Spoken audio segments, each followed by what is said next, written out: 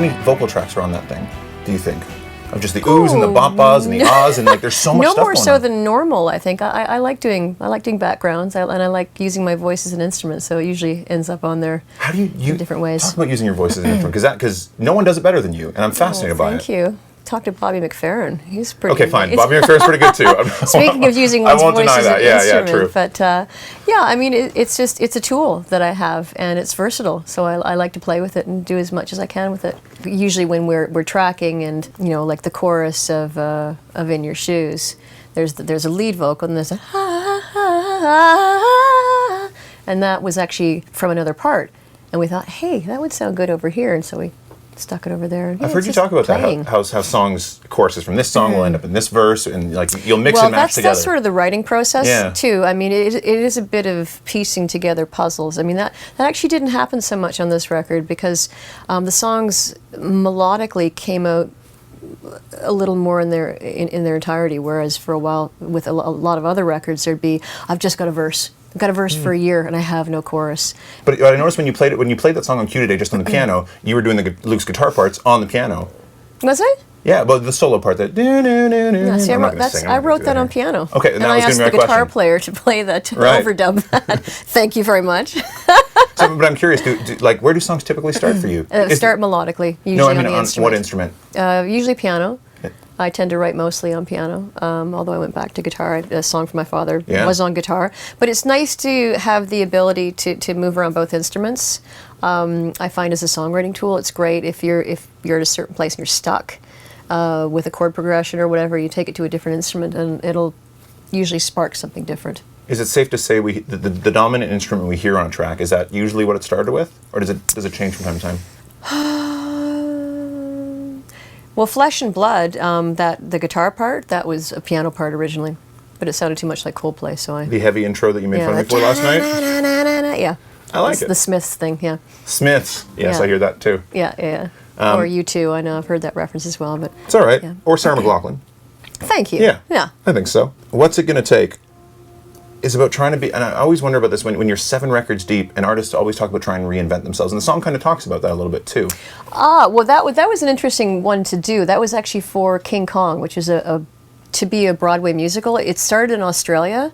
I think there's this 50-plus foot animatronic gorilla that they have on stage, and Marius de Vries was doing the music for it, and he approached me and asked me if I wanted to write a song for it for the part of Anne. And so, it's such a great story, and it was interesting to have sort of that template from which to write, where it's not just coming out of my head, out of the, pulling it from the ether. It's like, no, here's a story, write about it, and write about her struggle. I'm like, oh, I know how to write about struggle. I can do this, sure.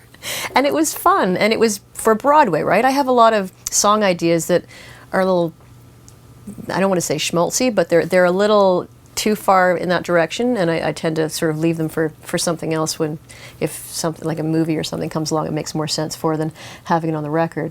That being said, it is on the deluxe version because... Yeah. Oh, it's just on the deluxe. It's just on the deluxe version. Yeah, there's a couple extra tracks, and there's a really sweet little lullaby on there as well. Yeah, Little B. Little B. I wrote that down, lullaby. It's like a sweet little, it had to close the record, obviously. Well, what happened was I have a free music school in Vancouver, and we had a big charity event, and one of the auction items was I would personally write a lullaby for someone for lots of money.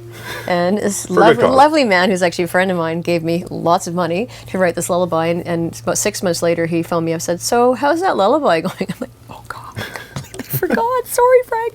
And he says, well, I have some lyrics.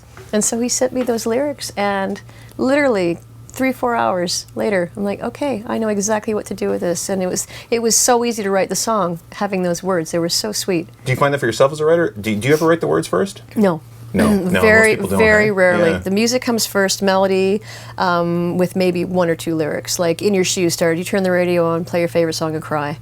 And then I had to figure out, where does that come from? What does it mean? Why did I say that? And how do I mine that? And thinking about bullying, thinking about myself as a kid, sitting on the couch, feeling sorry for myself because I had no friends, playing my double record, double Genesis live, and bawling my eyes out. But that must have informed you as an artist. Oh, absolutely. I think everyone that struggle goes through that generally kind of trauma. does. Yeah. I mean, that's the stuff that hard stuff that you push up against. I think, what defines most of us. That's when you figure out what you're made of, when you can work through that stuff and come out on the other side. What did you learn from this record about what you're made of? After now that you've gone through it and talked about it a lot too. I'm a survivor. I have a pretty great work ethic. This is great. I get to say nice things about myself. Let's right go now. for it. I think I have a healthy dose of self-loathing and self-doubt, which continues to propel me as a musician, certainly as an artist, but as a human being too, to try and not be so hard on myself and recognize that we are all human, we're all fallible, we make mistakes, and again, it's what you do with those mistakes. As a mom of 2 girls, what advice would you offer for raising a grounded daughter? I would say live by example, teach by example. I've found that whenever I try and teach by saying things, you should do this, you should do that, instantly they go deaf and they don't want to hear anything. So, a very smart man once said to me, you want your kids to eat your vegetables? Just eat your vegetables and say, I love these vegetables. I love how they make me feel. They taste so good. And leave it at that. And they're like, oh, to tell them, eat these because they're good for you. They're going to be, I don't care. I want candy. So I think that's a really good lesson for me, to try and lead by example. And of course, I can't keep my mouth shut. I do try and tell them certain things. But, I'm a working mom, and I think it's important for them to see, as young girls who are going to become young women, that I do work. I love my job. I'm passionate about what I do, and it informs the rest of my life. So I say, they get mad at me sometimes and say, why are you always gone? And like, my little girl said to me the other day, how come you never pick me up from school anymore? I said, honey, I've picked you up every day for the last 6 years, with the exception of the last couple months. Mommy's been really busy. I have this job, which I really love. And I was like, when I do this thing that I do, it really fulfills me in a lot of ways. And I come back and I'm a way better mommy for it.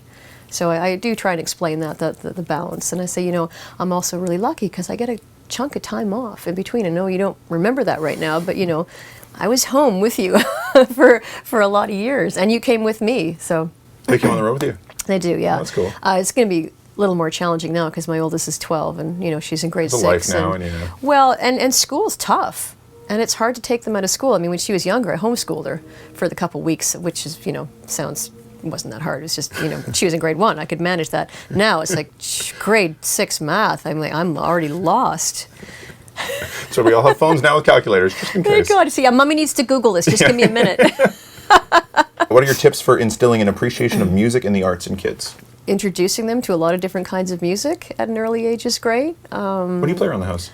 Tom Waits, Joni Mitchell, Cat Stevens, Coldplay, Peter Gabriel, U2, Annie Lennox.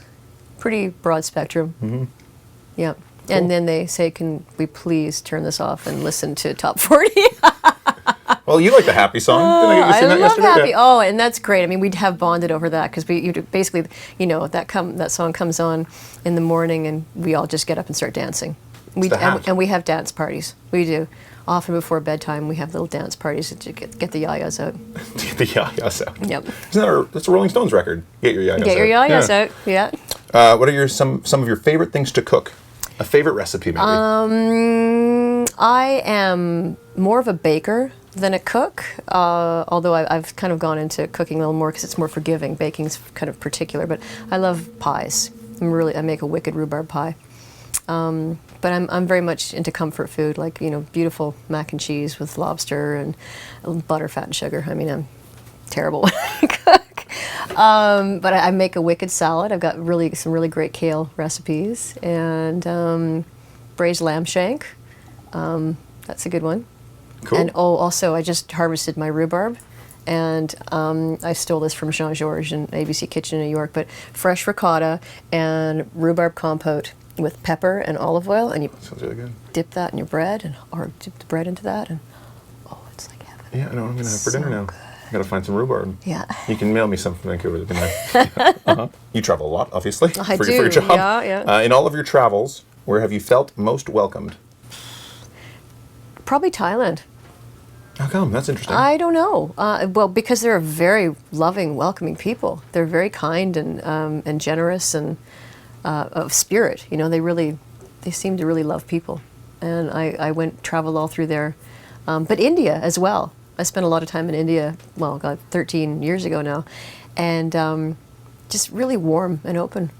Everybody, come on in, have a cup of tea. And It's very, very communal. That's Very nice. community, yeah, which is great. I mean, and here we're also isolated and separated and on our devices all the time, and as are they. But still, it's when you're with a culture that is, people are crammed together, and you just have to get along. You have to learn how to get along when you're in that kind of situation. You can't just go and close your door and be by yourself. There is no being by yourself. So I think they have a much greater understanding of how to communicate and how to be in a community. What are your favorite places to visit in Canada? Tofino, west coast of Vancouver Some Island. surfing? Absolutely, a little cold water surfing. Yeah. San Jose del Cabo in Mexico for surfing without the wetsuit. I love New York City. Love Paris. But usually quiet. When I travel, personally for myself, it's to escape. It's to go someplace quiet where there are no big cities and noise. Right. Well, that actually leads to the next one. Where do you go to relax? Drive once you get off the ferry.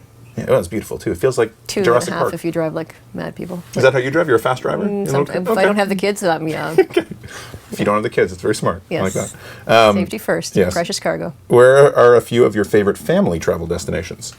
Tofino. Mexico. Hawaii, for sure. Love Hawaii. I love the Big Island. It's my favorite. We try and go there at least once a year, which is very decadent. I'm really simple. I'm very habitual. I go to the same restaurants. And So it seems the Tofino answer for everything. Yeah. Well, it's my happy place. I love Tofino. It's Good. heaven on Good. earth. Yeah.